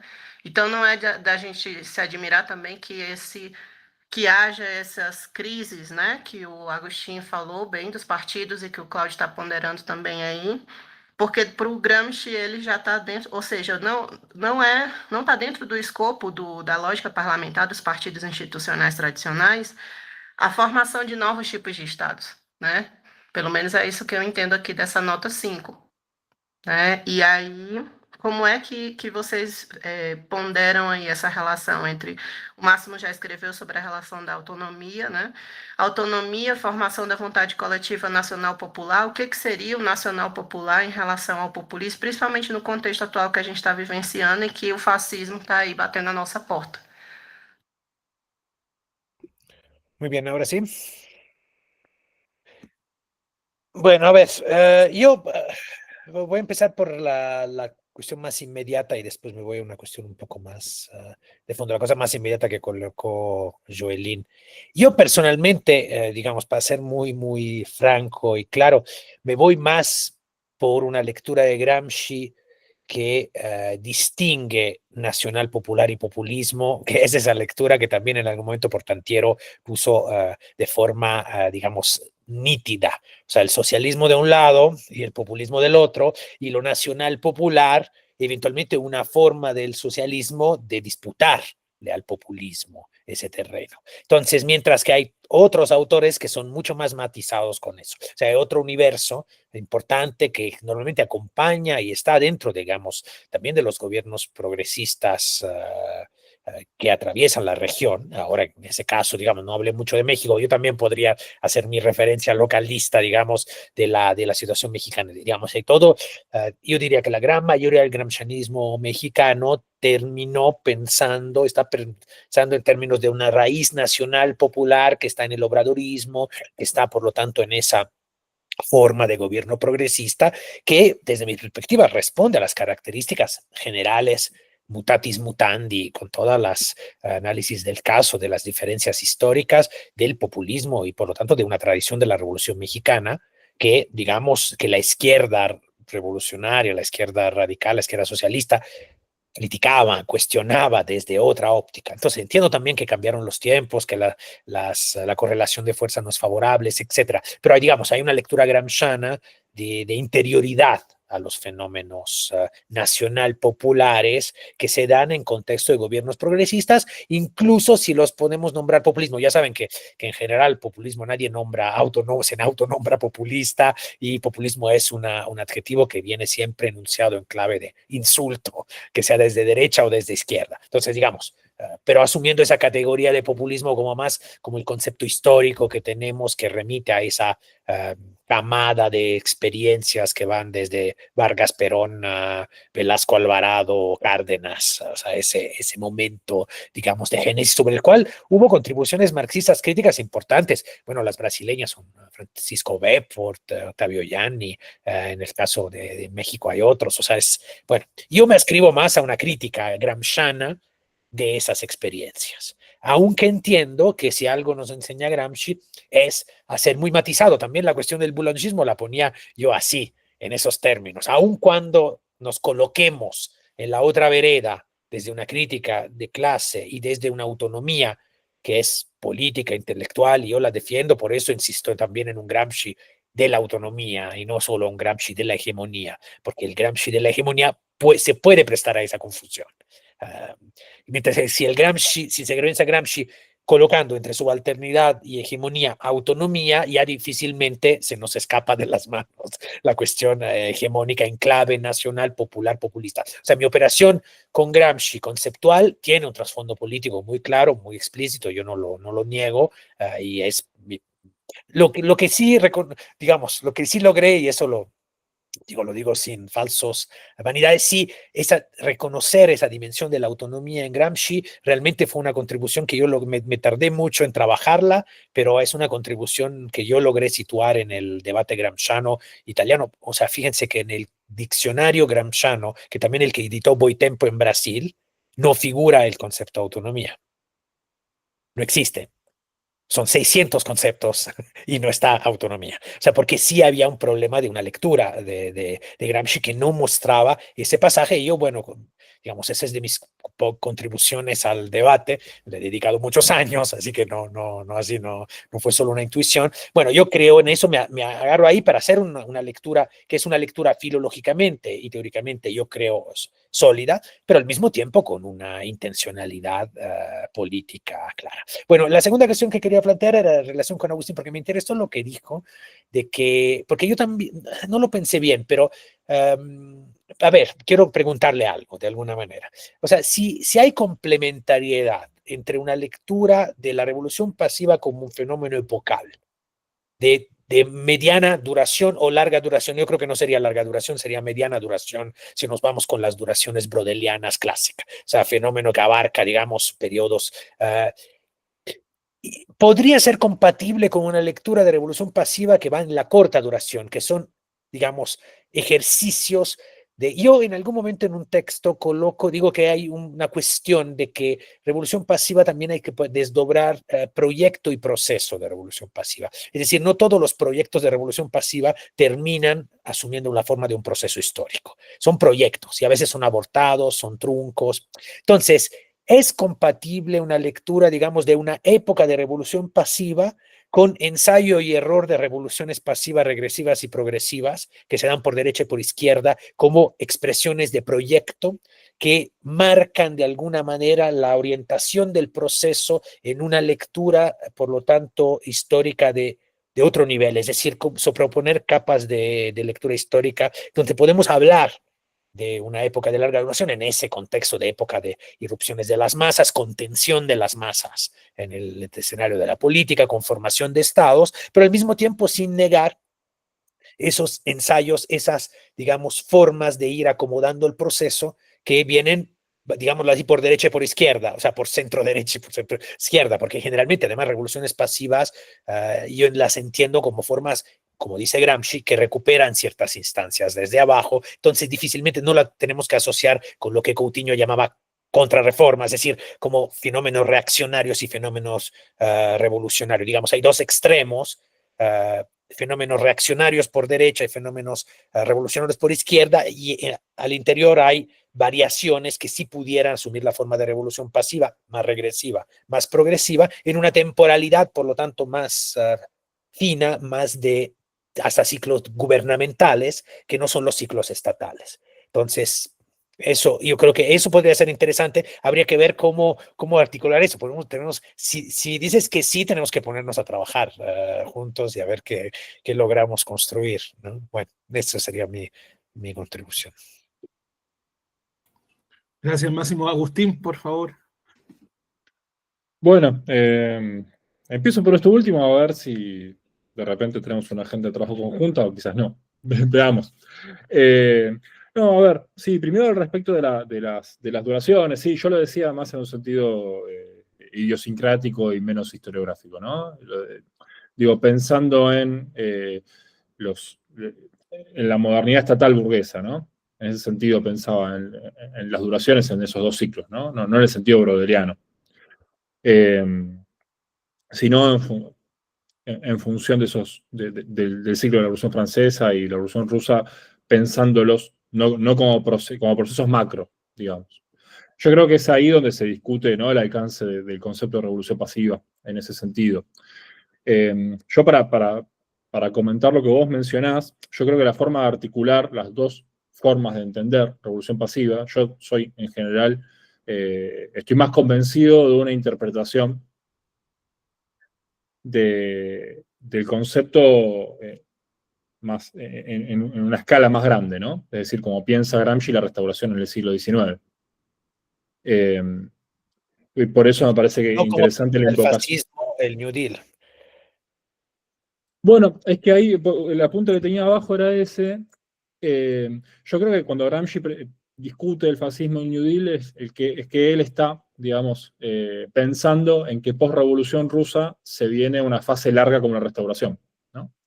Y me parece que eso es lo que posibilita para él pensar la analogía, y por eso esa analogía entre esos ciclos para él tiene un valor heurístico. Y por eso es cuando Gramsci dice ahí en el cuaderno 10, y ahí yo lo traía para comentar lo que vos decías, ¿no? Dice, el fascismo es, creo que es la última nota, el fascismo es el representante ideológico para toda Europa y práctico para Italia de la revolución pasiva, ¿no? Es decir, de la respuesta general del proyecto de clase a la revolución rusa.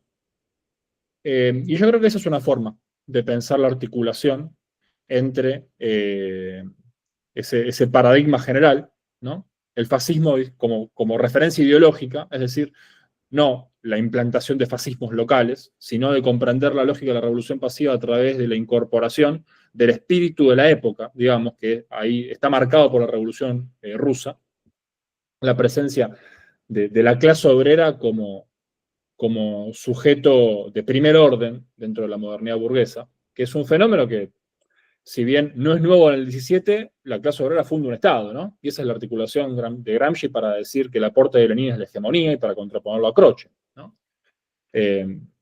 Y que es una invocación que viene desde el joven Gramsci, ¿no? Desde Gramsci el orden nuevo, o incluso de Gramsci que piensa el 17-18. Te decía que entonces yo creo que ahí hay una forma de pensarlo en esa relación entre el referente ideológico y el referente práctico, ¿no? Es decir, el referente ideológico del New Deal para Gramsci sigue siendo el fascismo, en algún sentido, ¿no? Como el peronismo podría serlo también, ¿no? Es decir, uno puede entender al peronismo o los populismos históricos, para meterme con esa discusión, uno puede entender los populismos históricos como las formas locales específicas de revolución pasiva de esa gran fase del Estado burgués abierto en la relación entre revolución rusa y fascismo, ¿no? Yo creo que ahí hay algo productivo para pensar esa relación entre episodios y época, por decirlo de esa forma. Que es una pregunta que se hace Gramsci, hecho, en los cuadernos, ¿no? Cuando él dice en algún lado, no recuerdo honestamente dónde, se pregunta si el fascismo puede volverse lógica de fundación de estados, y primero se lo pregunta, y cuando él lo reformula lo afirma, ¿no? O dice, bueno, es posible, ¿no? Me parece que ahí hay una forma de comprender la relación entre la lógica y los procesos locales. Y yo la pregunta que me hago es si para procesos más cercanos uno puede pensar en esa relación o no. Yo me animo a pensar que las revoluciones, o mejor dicho, aquellos procesos que vos has caracterizado como revoluciones pasivas al inicio del siglo XXI, tienen más que ver con intentos de recomposición de la lógica de la hegemonía que estrictamente de una revolución pasiva. Pero bueno, ahí entra en la discusión qué entendemos nosotros por revolución pasiva y cómo nos parece que Gramsci propone articularlo, ¿no?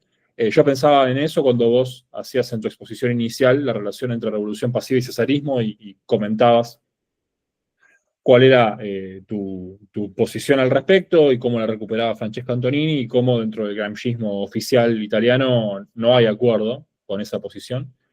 Yo creo, sin embargo, que son dos conceptos que yo estoy de acuerdo con vos en que el cesarismo no puede comprenderse por fuera del esquema de la revolución pasiva y que sirve como recurso interpretativo analítico para pensar procesos o episodios locales de revolución pasiva, pero me parece que para poder caracterizar la época de la revolución pasiva hay que pensar en cuál es el proceso que lo abre, ¿no? Yo creo que ahí en Gramsci hay una relación directa entre crisis del Estado y revolución pasiva en un sentido general del capitalismo, ¿no? Como gran reseteo de la política, como aquel de la Revolución Rusa, ¿no? Que obliga a la burguesía a transformar la acumulación y a transformar la forma de interpelación de las masas adentro del Estado.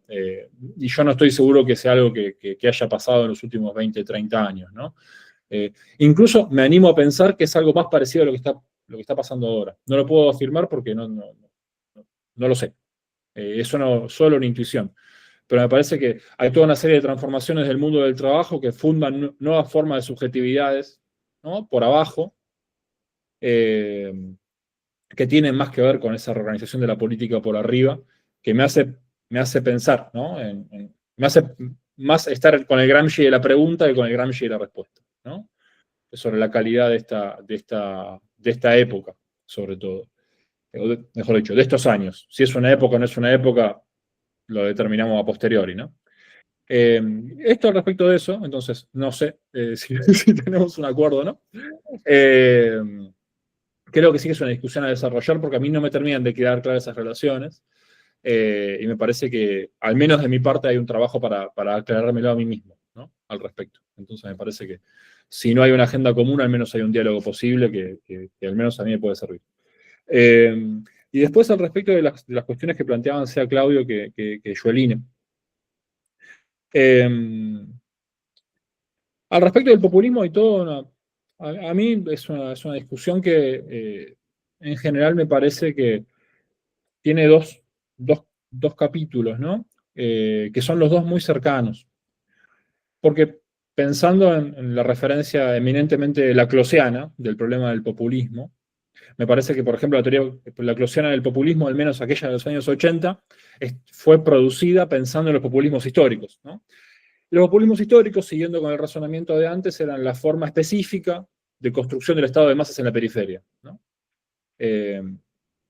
Al menos así las entiendo yo, ¿no? Y lo creo de ahí deriva una forma de la política y de funcionamiento de la política, lo que él llama, ¿no? La relación populismo-hegemonía, que me parece que está muy contaminada de ese populismo histórico y que lo hace relativamente inconmensurable con los procesos contemporáneos. Entonces, yo lo discutía hace unos días con un compañero italiano, ¿no? Con el cual charlábamos sobre los populismos de derecha en Europa, incluso populismos de derecha de este lado del Atlántico. Yo no creo que los populismos contemporáneos tengan la pretensión proyectual o estratégica de formar una voluntad colectiva nacional popular, ni mucho menos. No.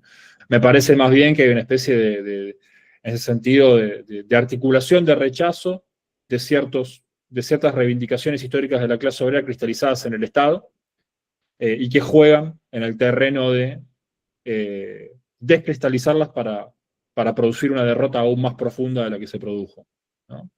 Me parece que en ese sentido los populismos de derecha contemporáneos, lo que me parece que están intentando en algunos lugares, en América Latina y en Argentina se ve claramente, es la producción de una nueva fase estatal donde la presencia de la clase obrera cristalizada institucionalmente en el Estado está buscando ser eliminada como forma de designar una nueva relación de fuerzas, ¿no?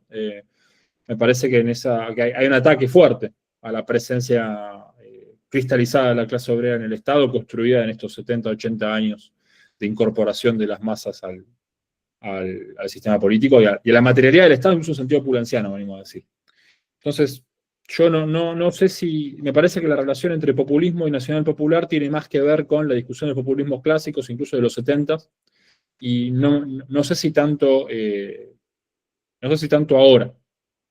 Para mí los conceptos gramscianos en ese sentido no son conceptos que puedan ser utilizados por la derecha, ¿no?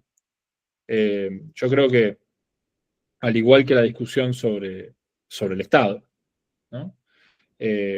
¿No? Sobre si el Estado se puede instrumentalizar, yo pienso que no.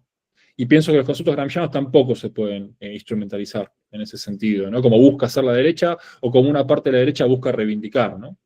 Yo creo que los conceptos gramscianos y el concepto de voluntad nacional popular, me parece que tiene algo de eso, están profundamente cargados, ¿no? en su núcleo epistemológico del marxismo, del anticapitalismo y de la tensión subversiva de la propuesta política de Gramsci, ¿no? como dirigente. Entonces me parece que ahí,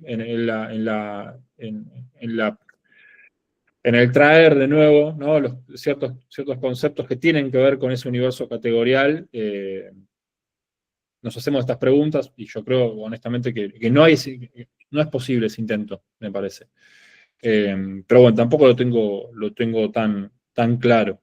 En ese sentido, y ahí rescato lo que decía Máximo antes, ¿no? Él decía que, bueno, que su apuesta había sido por recuperar un Gramsci de la autonomía contra el Gramsci de la hegemonía, por decirlo de esa forma. Yo creo que el concepto de... Bueno, perdón, Máximo, te estoy parafraseando. Me hago cargo de lo que dije, entonces, inspirado por lo que vos dijiste. Yo estaría de acuerdo con hacer esa operación, por ejemplo, ¿no? Con hacer una operación de un Gramsci de la autonomía contra un Gramsci de la hegemonía.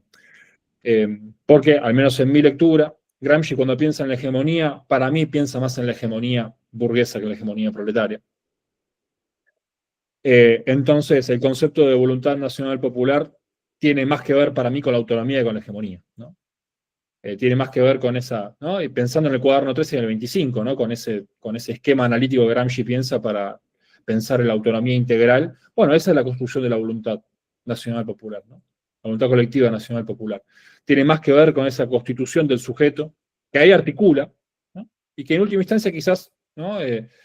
Logra ser hegemónico, pero me parece que el problema de Gramsci no es tanto la hegemonía como si la autonomía no es entendida en el sentido autonomista ni independencia de clase, ¿no? Sino la producción de un sujeto político revolucionario, ¿no? Y yo creo que la discusión sobre la voluntad colectiva nacional popular va por ese lado. El problema de la gran política va por ese lado. La recuperación de Maquiavelo y el problema de la fundación de estados va por ese lado, ¿no? Cuando Gramsci piensa en fundación de estado, no piensa necesariamente en la fundación de Estado Nacional, ¿no? Piensa en la fundación de un nuevo orden político sobre nuevas bases. Y ese es el orden político de la clase antagónica, ¿no? Entonces, para hilarlo también con los otros conceptos que aparecían en esta discusión.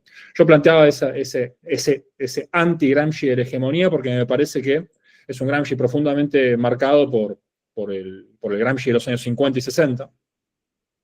Y que bueno, es un Gramsci, ¿no? que ha sido manualizado en general y que es un Gramsci de la alianza de clases, ¿no? Es un Gramsci casi eurocomunista.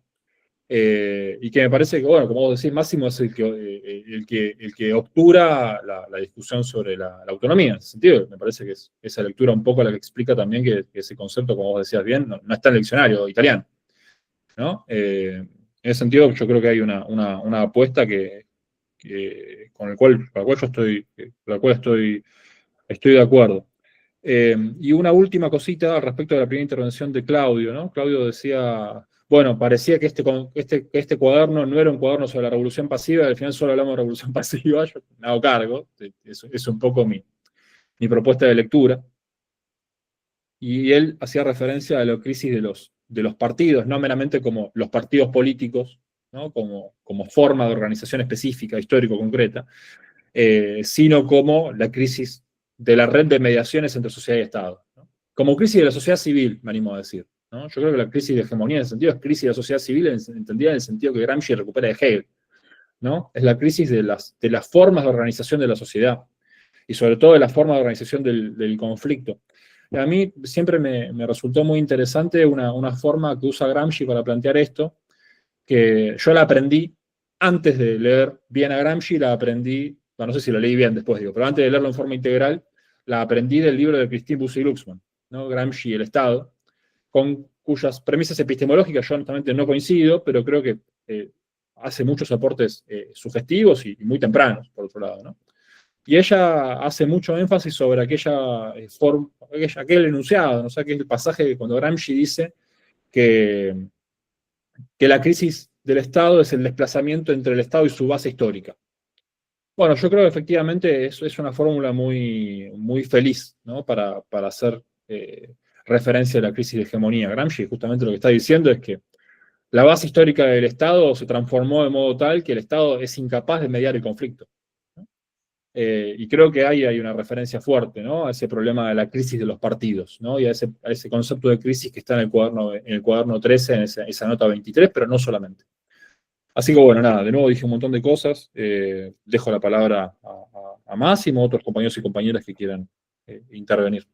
Miren, hay una pregunta ahí en el chat sobre la relación entre Negri y Gramsci y una reseña del libro de Peter Thomas.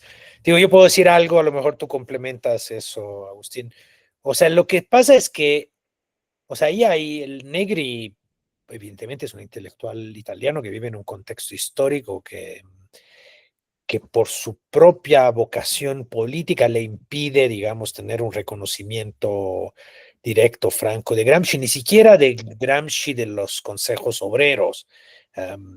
Y incluso yo le atribuyo a que Negri finalmente termina siendo un teórico de la autonomía, que haya un bloqueo recíproco sobre el concepto de autonomía por parte del gramscianismo italiano, incapaces de reconocer que Gramsci habla de autonomía. O sea, es un, digamos, diálogo entre sordos que se da en donde Negri no puede, yo eso lo puse en un libro ya de 2010, decían, donde Negri no puede pensar lo subalterno, o sea, y por lo tanto lo nacional popular, porque no puede, o sea, no puede, no es porque no tiene capacidades intelectuales, porque no puede reconocerle todo ese recorrido a, digamos, y todo ese fundamento teórico que sustenta el gramscianismo del comunismo italiano, del Partido Comunista.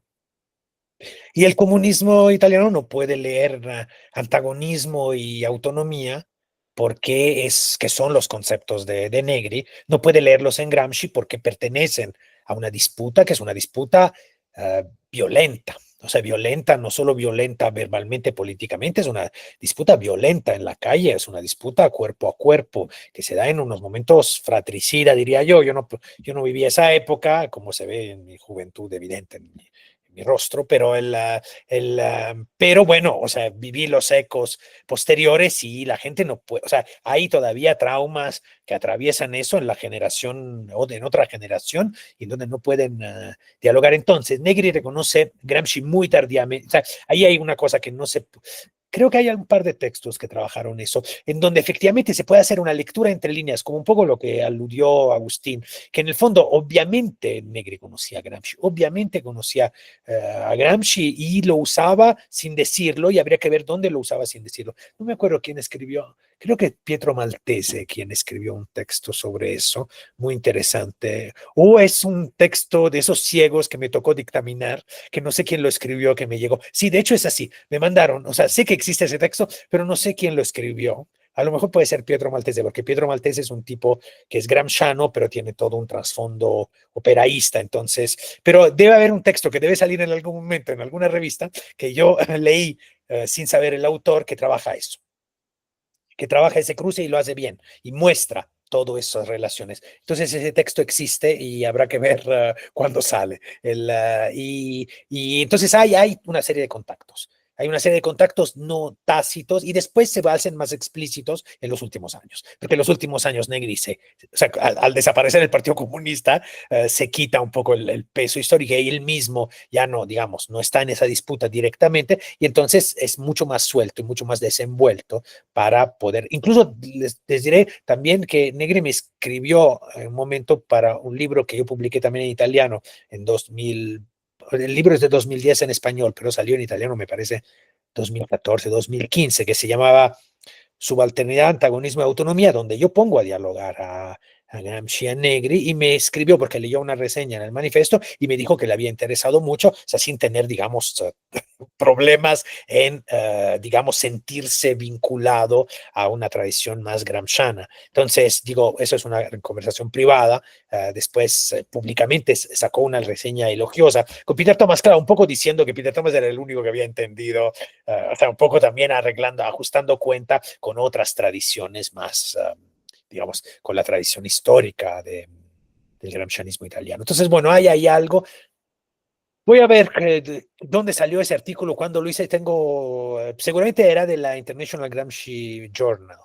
Probablemente ahí salga ese texto que hace un seguimiento muy, muy puntual, preciso de todos los momentos en donde Negri menciona, no menciona y qué tipo de contigüidad hay con Gramsci. Bueno, eso es lo que... No sé si Agustín, tú lo has visto publicado, eso no, ¿verdad? Todavía no. Bueno, pero existe, juro que existe, no es no lo soñé, yo no sueño cosas mucho menos intensas, o sea, no, bueno, sí. Graças, Máximo. Solo que o Cláudio teve que sair um pouco mais cedo, então a gente está chegando nos minutos finais. Eu não sei se alguém que está aqui na sala também quer fazer algum comentário, quer fazer alguma pergunta, para abrir também para os comentários finais dos camaradas, porque a ideia também era que vocês, participantes, também pudessem trazer as questões, né? Para a gente poder complexificar essa densidade, porque o tema de hoje está bem, tá bem denso, bem complexo, com tantos temas, né? Tantos conceitos para trabalhar aqui. Então, Tiago, pode fazer, então aí depois Máximo e Agostinho, se quiserem, já podem ir na sequência comentando, por favor.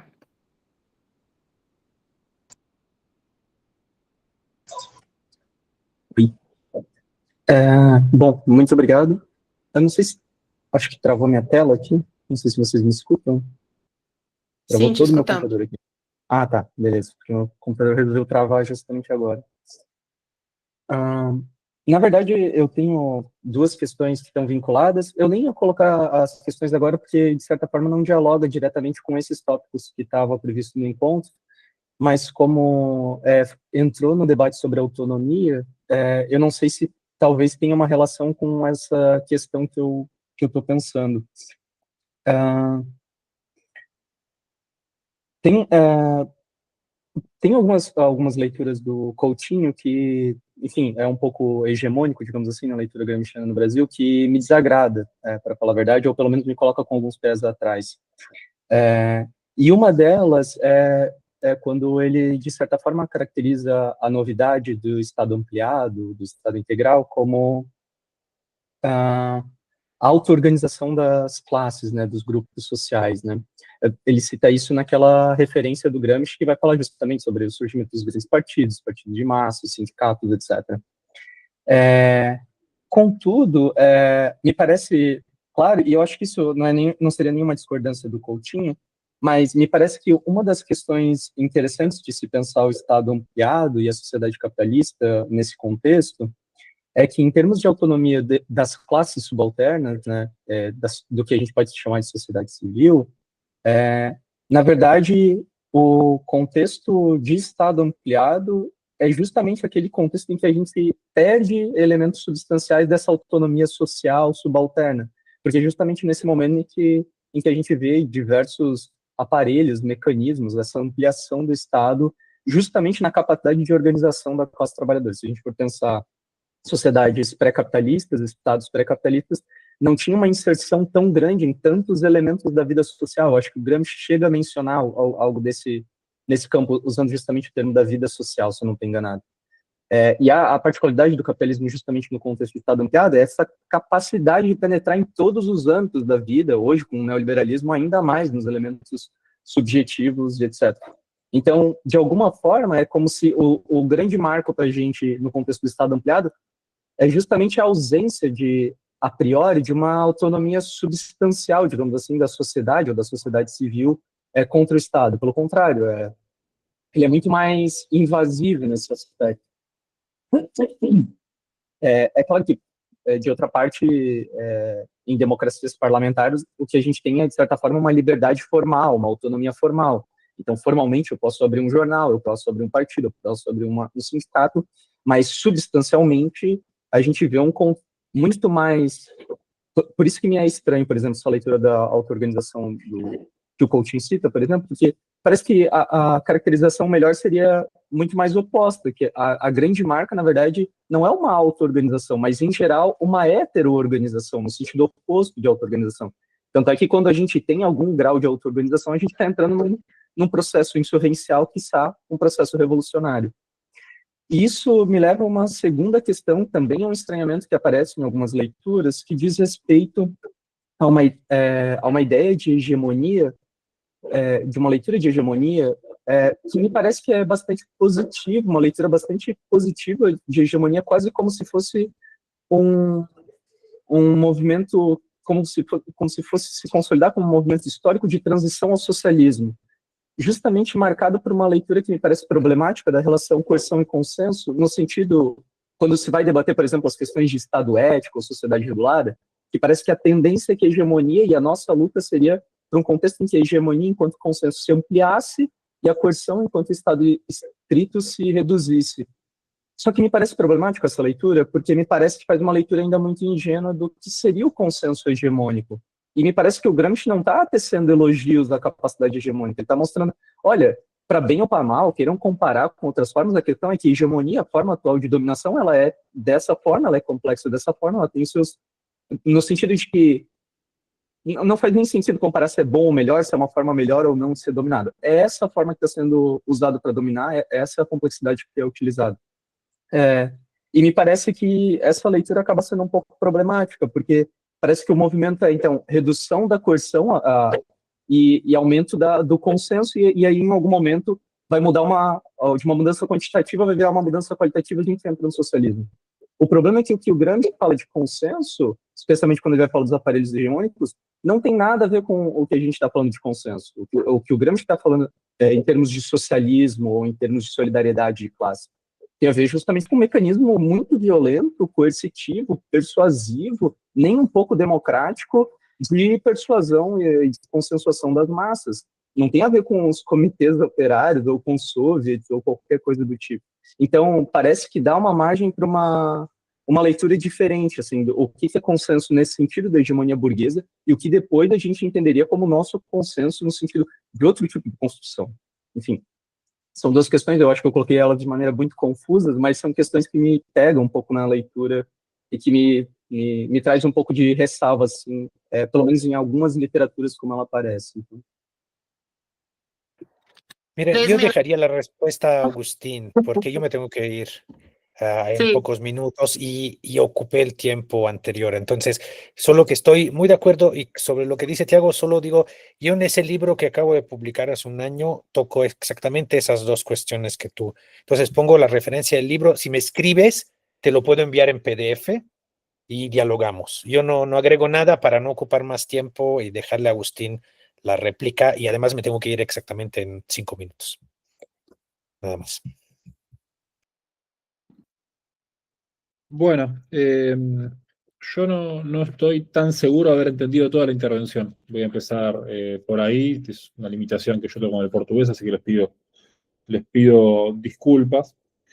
Yo solamente quería hacer énfasis sobre tres cuestiones, ¿no? Primero sobre una de las últimas que vos decías, al respecto de aquellas lecturas que piensan la hegemonía como una prototransición. A mí me parece una interpretación menos gramsciana que bernsteiniana, en ese sentido, ¿no? Pensar en que una masificación del consenso supone justamente el hecho de la derrota del conflicto, por decirlo en esta forma. Me parece, en ese sentido, que excede a la problemática de Gramsci, es algo con lo que Gramsci no estaría de acuerdo. Por otro lado, porque justamente es un punto sobre el cual yo hacía énfasis hace un rato, ¿no? Sobre esa tensión entre cómo interpretar el concepto de hegemonía, ¿no? Si pensarlo desde el punto de vista de la clase obrera o del movimiento obrero popular o del sujeto político que queramos tener como referencia, de acuerdo a nuestras coordenadas teóricas y políticas, o si lo pensamos desde el análisis de la hegemonía como un problema de la construcción de la dominación la burguesía y de la construcción del Estado burgués. Yo tiendo a pensar que Gramsci nos da más herramientas para esto último, ¿no? Hay toda una discusión ahí al respecto de la relación entre el concepto de hegemonía en Lenin y el concepto de hegemonía en Gramsci, ¿no? Donde el concepto de hegemonía en Lenin parece ser un concepto que yo llamaría, entre comillas, de ofensiva, ¿no? Es el concepto de hegemonía del Estado de la Revolución, de las tesis de Abril, ¿no? De la construcción o de la NEP también, ¿no? Que Gramsci lo lee, eso, ¿no? De la producción de una alianza obrero-campesina. Para mí la problemática teórica, pero sobre todo política en Gramsci, a la luz de su análisis del fascismo, de las transformaciones del Estado post-revolución rusa, es la que está del otro lado de la óptica, ¿no? Del costado del análisis de la hegemonía burguesa. Y en ese sentido es muy difícil pensar en una serie, ¿no? Hegemonía-socialismo, ¿no? Yo no estoy diciendo que Gramsci no piense eso en términos de la ofensiva de la clase obrera, pero sí lo que tengo que decir es que hay que especificar el objeto de análisis en ese sentido y pensar cómo la categoría de hegemonía, al menos a mi entender, se construye sobre el análisis que Gramsci hace del Estado burgués, ¿no?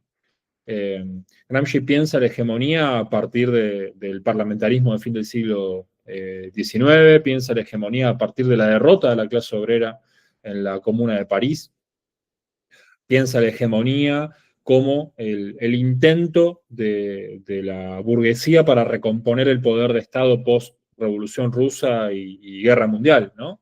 De hecho, el concepto de crisis de hegemonía aparece presentado en esos términos. La hegemonía que entra en crisis es la hegemonía de la burguesía. Entonces me parece que en ese sentido ahí hay para quienes plantean esa idea de hegemonía-transición, como única lectura de la hegemonía, ahí hay un problema conceptual para mí que es político, ¿no? No es un problema conceptual, es un problema político a todos los efectos. Eso no quita de cuando Gramsci piensa en la construcción de la voluntad colectiva nacional popular en términos de producción de una nueva hegemonía, no esté pensando en el socialismo, sí lo está pensando, pero eso es en la fase proyectual, yo me animo a decir, ¿no? Cuando él piensa el príncipe, cuando él piensa Maquiavelo como sinónimo de organización y como sinónimo de la fundación de Estado, como yo decía antes. Pero me parece que, al menos en mi lectura, y me hago cargo en ese sentido de que no es un consenso esto, Gramsci en general cuando presenta la discusión sobre la hegemonía está pensando en la fractura de la hegemonía burguesa, ¿no? Y tematiza esa. Y después al respecto del primer tema que señalabas, que era sobre el problema del Estado ampliado y el neoliberalismo, por otro lado, ¿no? Yo creo que ahí hay algo y la pervasividad, la masividad del neoliberalismo y el problema de la construcción de autonomía en ese contexto. Si entendí mal, te pido que me frenes y me corrijas. Cierro. Yo creo que ahí Gramsci, cierro igual, quería responder. Bueno, voy a decir sencillamente esto, creo que para Gramsci la presencia de las masas en el Estado cambia la forma en la cual el Estado se pone frente a la clase obrera y a la sociedad civil en su conjunto. El concepto de política totalitaria es eso, es el Estado que penetra en la sociedad y le da forma a la sociedad. Y yo creo que ese es un esquema que no se termina con la crisis de la clase obrera fordista, ¿no? Yo creo que a partir de ese momento se configura una forma de Estado en ese sentido. Y sobre todo con los aportes de la teoría del Estado y la teoría social de los últimos 50 años, eso se vuelve mucho más complejo, los últimos 80 años, ¿no? O más, ¿no? De Frankfurt para acá. Yo creo que esa discusión se vuelve aún más difícil. Es un problema althuseriano, me animo a decir, ¿no? La relación entre autonomía e ideología. Pero bueno, no puedo votarla acá y me pide Jolín que cierre. Así que siendo las 7 en punto en Buenos Aires, cierro esta pregunta. Yo les sugiero que si queremos seguir esta discusión, busquemos la forma de hacerlo en un momento que no sea ahora, porque ya no podemos, pero la verdad que me parece muy rica la discusión y les agradezco la atención, el tiempo y las preguntas. Sim, peço perdão pela intervenção, mas a programação aqui já vai finalizar, então, para ver como o caderno 13 aqui merecia mais encontros, né? Para a gente fazer mais encontros e debater cada categoria aqui de forma com mais tranquilidade, né? Então, já agradeço aqui Máximo e Agostinho e todos que ficaram aqui até agora. E espero aí que a gente continue nos próximos encontros trazendo também as dúvidas, né? Porque eu acho que surgiram também muitas questões aqui, foram muitos temas para dar conta.